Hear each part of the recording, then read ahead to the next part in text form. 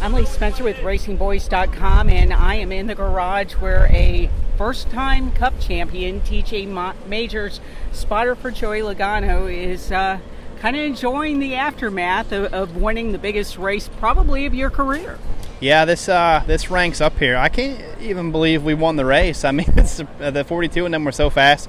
We were in a race by ourselves, racing the other three guys for the championship. So, it's kind of I guess this is the race the champions won it every year, right? Yeah. So this is a must-win race. It's turning into be. So, I wasn't. It was a big race, but this is probably the most relaxed I've been ever for a race. Just came in knowing that it was another race, and yeah, it was a big race, but you just go do what you do, and if you put the trust in the guys in the car and the driver and the crew chief to make the right calls, and everything came together. You took a huge leap of faith this season after being, for years, I don't even know how many years you're with Dale Jr. A little over 10. And jumped on board with the 22 car. What was it about Joey Logano? I know you're best buddies with Brad Keselowski, but what was it about Joey Logano that you thought this is going to be the next chapter of my spotting career? Joey had tried to get me before my career was over at Hendrick. Joey made some pretty good swings, and I just had, I didn't feel right doing it. They were great offers, great opportunities, obviously.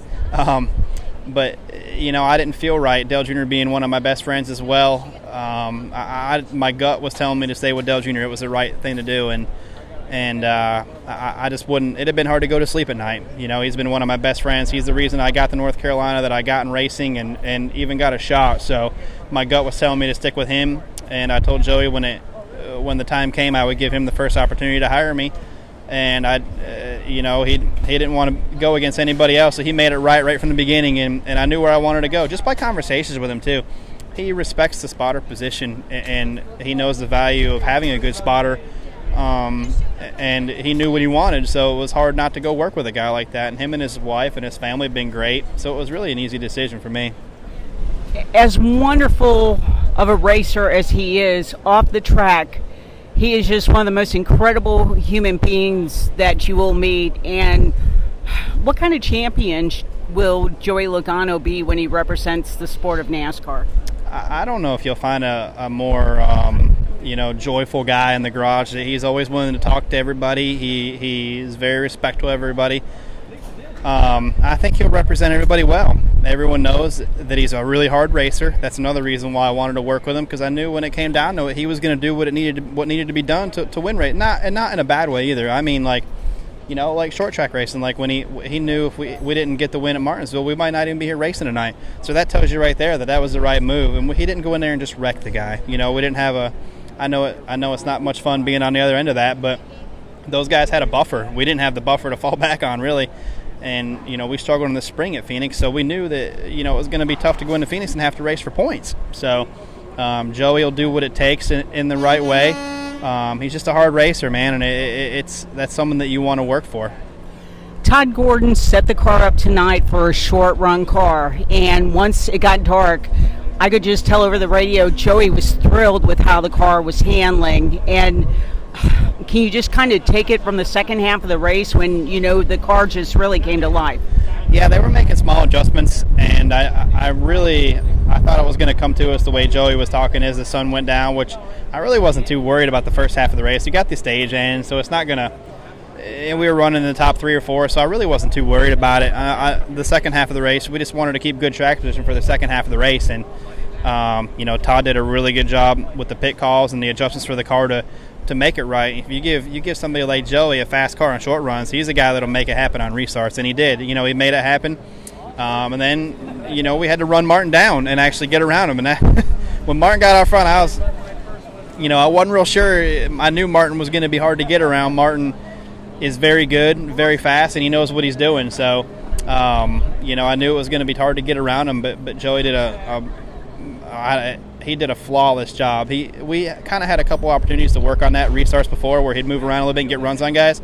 So he kind of knew where he wanted to go, and he set Martin up perfectly to get on the outside of him and clear him. And our car was super fast at that point.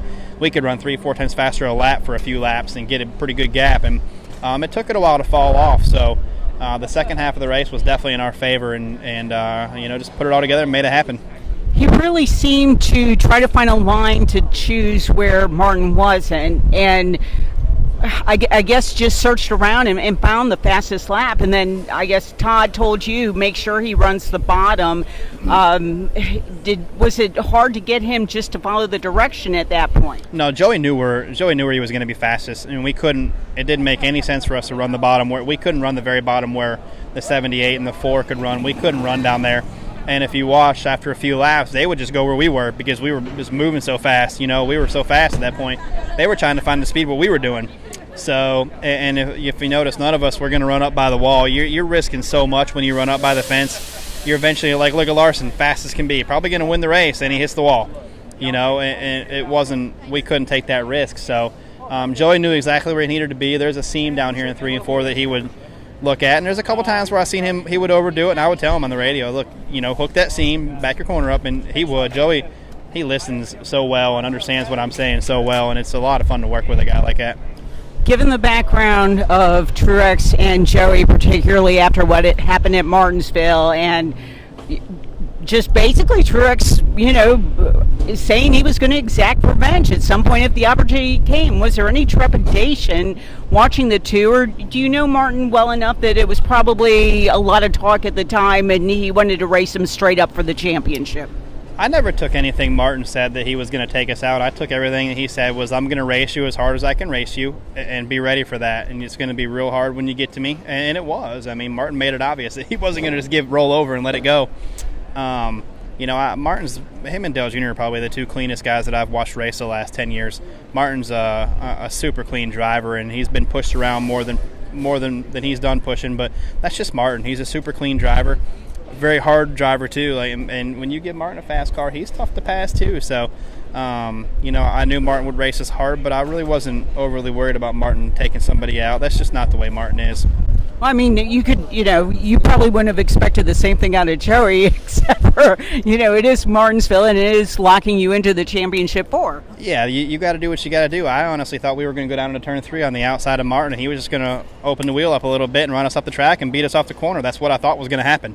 And I'm pretty sure it probably was going to happen. I don't know why you wouldn't. If you're not like you're doing. It's just short tracking. That's what guys do. I've raced. I know what short tracks are like. That's just what you do.